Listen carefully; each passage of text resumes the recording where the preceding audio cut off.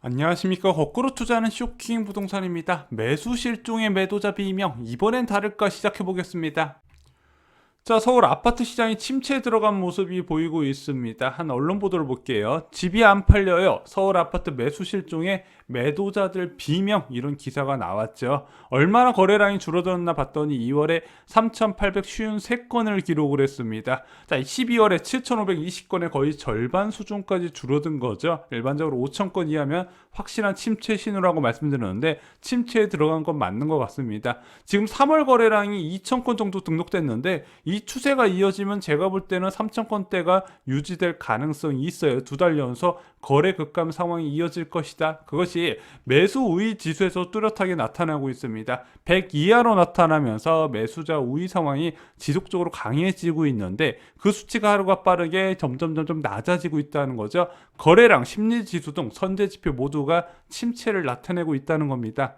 자, 그동안 매수세 유입을 이끌었었던 전세 가격 상승세, 그에 따른 실수요자 증가 부분이 전세 시장 하락세에 좀 차단된 모습이 나타나고 있습니다. 예상 외로 전세 시장 하락세가 나타나고 있어요.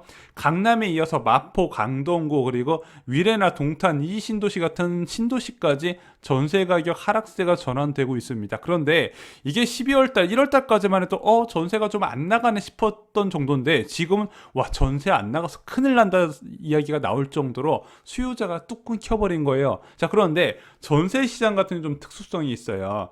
2개월에서 3개월 정도 기간을 두고 전세 매물을 내놓는데 한 달 반 정도 지나서 전세가 안 나가면 그때부터 전세 가격이 수직적으로 낮아지거든요. 그래서 지금 일부 신도시 같은 경우는요, 한 2주, 3주마다 5천만 원씩 낮아지는 게 일상이 되고 있는데 그럼에도 불구하고 매물이 계속 쌓이고 있어요. 자, 그럼 왜 이렇게 전세 시장이 하락했냐? 약간의 입주 물량 영향이 좀 있는 것 같습니다. 자, 올해 서울이나 경기도 지역 입주 물량 자체는 그렇게 많지는 않은데 서울 인접 지역 경기도에서 꽤 입주 물량이 있었습니다. 하남시나 성남시 그리고 고덕동 지역에서 입주 물량이 있다 보니까 이제 강남 4구 중심으로 좀 하락세가 많이 나타났다 이렇게 보여지고 있는 부분이에요. 그리고 전세 가격은요, 단기간에 워낙 급등을 하다 보니까 그 가격 주고 전세 살 사람이 이미 외곽 지역, 경기도 지역으로 이주해서 주택을 매수하는 상황이 있다 보니까 수요가 더 감소한 게 아닌가 이렇게 생각이 들고 있습니다. 자, 어찌됐든 매매 시장이 침체가 되면서 서울 아파트 매물도 늘어나고 있습니다. 2월에 바닥 수준까지 갔던 서울 아파트 거래량 수가 크게 증가했어요. 자, 보면은 2월 17일 날 3만 9천 건 정도 됐던 서울 아파트 매물 건수가 4월 5일 기준으로 4만 6천 건까지 치솟았죠. 자, 그러다 보니까 일단 거래가 감소해요.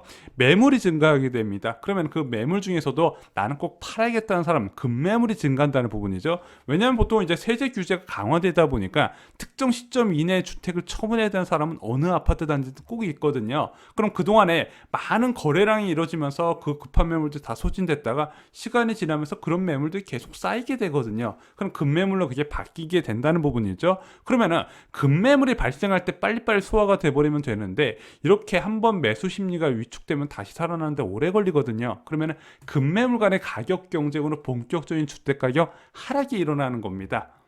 그래서 아파트 가격 하락할 때는요, 실제 호가하고 이제 실거래가 차이가 많이 벌어지게 돼요. 왜? 급매물 간의 가격 경쟁으로 전체적인 호가하고 실거래가, 체결 가격의 차이가 크게 나타난다는 부분이죠.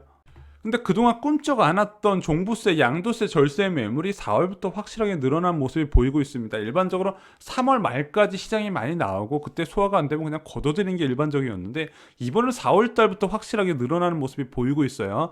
어느 지역에 많이 매물이 늘어나 봤더니 다주택자 비율이 많은 재개발과 재건축에서 매물이 쏙쏙 나오고 있는 부분이고요.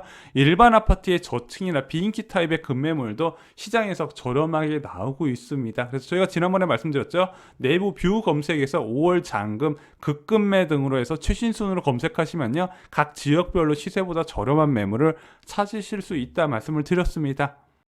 자, 그래서 이렇게 4월부터 나온 매물들이요, 4월 말로 넘어가면서 가격을 추가로 낮출 가능성이 있다고 생각합니다. 지금 급매물이 빠르게 소진되는 부분은 아니거든요. 매수자는 더 싸기를 바라고 있다는 부분인데 매도자 입장에서는 기존 시세와 크게 차이 없이 약간 낮춘 것을 급매물이라고 내놓다 보니까 소화가 안 되니까 4월 말로 넘어가면서 점점 급매물은 많아질 것이다, 개인적인 생각입니다. 그래서 기왕이면 4월 중순 말까지도 한번 기다려 보시면서 재개발, 내가 눈여겨봤던 들어갔던 재개발 지역 좀 거품이 빠진 데가 보이거든요. 그런 지역 한번 살펴보시는 것도 나쁘진 않을 것 같습니다.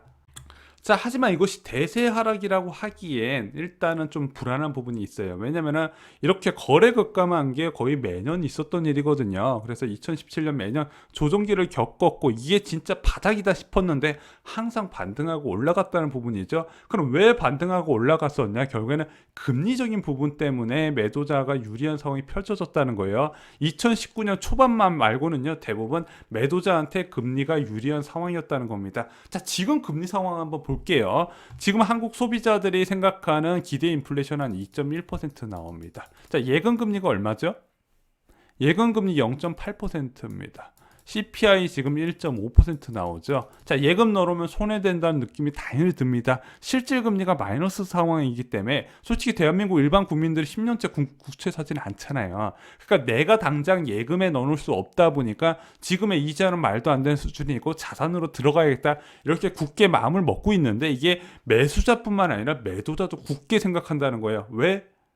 내가 이 집을 팔아가지고 은행에 예금 넣어놓으면 손해라고 생각하니까 집을 안 파는 거거든요. 그래서 매물이 적은 겁니다. 게다가 향후 2년간 과거 평균보다 적은 공급이 문제돼요. 올해보다 내년이 더 문제라는 거죠. 그래서 이것들을 종합해보면요, 그동안 아파트 급등시킨 요인이 여전히 그대로인 상황이라서 대세 하락에 들어갔다고 말하기는 좀 서두른 부분이 있다는 거죠.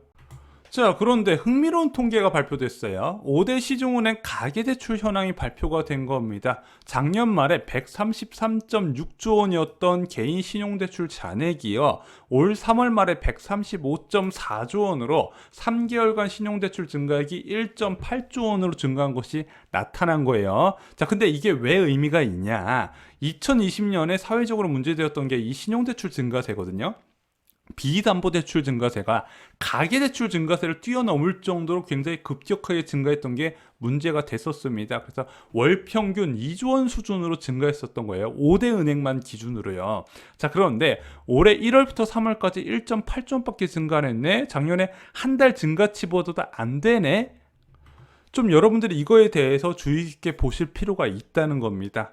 자, 여러분들이 아시다시피 아파트 가격이 급등할수록 신용대출 의존도는 높아질 수밖에 없거든요. 당장 갭 투자만 보더라도 서울 인기 지역의 전세가율이 50% 수준밖에 안 돼요. 매매가가 10억이면 뭐 전세가 5억 5천 6억 이 정도밖에 안 되다 보니까 신용대출을 포함해서 갭 투자 나서는 경우가 많았어요. 특히 작년 같은 경우는 30대 40대 초반의 고소득 직장인들이 내 집 마련보다는 오히려 초고가 아파트에 갭 투자에 대거 나서는 모습이 나타났거든요. 그때 신용대출 2, 3억 원 기본적으로 끊었죠. 자, 두 번째, 초고가 내 집 마련. 10억 초과 아파트는 대출이 한 푼도 안 되잖아요. 당연히 신용대출이 필요할 수밖에 없는 부분, 내 집 마련도 지금 9억 초과분에 대해서는 20% 대출밖에 안 되다 보니까 신용대출 필수죠. 갈아타는 수요자한테도 신용대출 없으면 못 갈아타는 상황이 돼버렸어요. 자, 그런데 작년에 대출 1억 초과는 신용대출 차주가 1년 내 규제지역 주택 구입 시에 대출을 회수하는 강경책을 꺼내드린 거죠. 이렇게 신용대출 의존도가 높아지는 상황에서 신용대출을 활용한 주택 구입을 차단하는 규제가 시행이 됐다는 겁니다. 자, 이것으로 갭 투자 상당수가 차단됐을 가능성이 있어요. 자, 다주택자는 진작에 차단됐어요. 어떤 규제로? 취득세 중과 확대로 차단이 됐습니다. 그동안에 양도세 중과 언젠간 규제 풀리겠지 하고 배째라 매수했던 사람들도 이 취득세를 8%를 때리니까 접근이 잘 안 되더라고요. 간혹 사시는 분도 있는데 저는 한 8, 90% 차단됐다 보고 있습니다. 자, 1주택 갭 투자자들도요, 신용대출 규제 강화로 차단이 됐다고 보고 있는 겁니다. 투자 수요가 많은 서울 지역이 과거처럼 거래량이 폭증하며 급등하기 어려울 것이란 전망되는 이유기도 한 거죠. 자, 실제 710 대책 이후에 1만 건 넘는 거래량이 없었어요. 서울 지역은 투자 수요 유입이 절대적으로 중요하거든요. 근데 투자자 유입을 차단시켜봤더니 당연히 거래량이 줄어들겠더라. 그래서 작년 6월에 15,000건 수준까지 갔던 거래량이 710 대책 이후에 거래량이 제일 많았던 게 7,000건 수준밖에 안 됩니다. 자, 이것도요, 신용대출 규제 강화로 일시적인 매수세가 이제 유입된 거고요. 평균적으로 남아보면 5,000건 수준까지 떨어진 거예요. 개인적으로 이런 투기 억제책이 늦게 나온 것이 좀 아쉽다 생각이 될 정도입니다. 자, 그럼 이렇게 투자 수요가 억제된 상황에서 과거처럼 거래량이 뭐 10,000건 수준까지 올라가면서 가격이 튈 수 있을까? 이 부분에 대해서 이제는 하락만 남았다고 주장할 수 있는 부분, 이제 근거가 된다는 거죠. 자, 그리고 2019년과 2020년과 같은 금리 인하 호재도 없어요. 자, 2018년 아파트 평균 거래 가격이 8억 7천까지 올라가니까 다들 미쳤다 싶었는데 2019년 더 올라갔고 2020년도 거기서 1억도 올라갔습니다. 왜냐면은 자, 너무 가격이 올라와서 가격 피로감 이슈가 나올 만할 때 금리 인하가 추가로 단행되면서 더 불타오르게 했었거든요. 그런데 이제는 더 낮출 금리가 없다는 부분이죠. 자, 현재 상황만으로 부동산 시장의 방향을 좀 정하기는 어려워 보입니다. 여전히 낮은 금리와 평균 대비 적은 입주 물량이 아파트 시장의 상방 요인이고요. 투자자 유입이 상당 부분 차단된 규제 상황이 하방 요인으로 작용하고 있는데 일반적으로 규제와 금리가 붙으면 금리가 이기더라고요. 그런데 이 부분은요, 다주택자나 부동산 투자자 대부분이 다 알고 있는 내용들입니다. 그래서 상반기 서울 지역은요, 일부 급매물 중심으로 소폭 약세가 일어날 가능성이 있습니다. 그럼 하반기에는요, 어떻게 될 것인가? 결국에는 유동성 상황이 시장을 결정할 것이다. 이 유동성 상황은 무엇이다? 금리 부분에서 결정이 될 것이다. 그러면은 자, 그럼 금리는 어떻게 결정할 것인가? 일단 한국은행에서는 계속해서 금리 인상 가능성에 대해서 일축을 하고 있어요. 왜? 자기네들이 볼 때는 2분기에는 1% 후반의 CPI가 나올 것 같고 3분기에는 1% 중후반의 CPI로 오히려 잠깐 올라갔다가 내려오는 저물가가 고착화될 거다 이런 전망을 내놨기 때문에 금리 인상 가능성 자체를 일축을 시켰는데 지금 벌써 3월 달에 1.5% 나왔죠. 그럼 2분기는 더 많이 나올 가능성이 있거든요. 그러면은 이것보다 한국은행의 전망치보다 더 높게 나오면서 성장률이 이제 완만하게 올라가고 있을 때 과연 기준금리 정책을 현재처럼 0.5%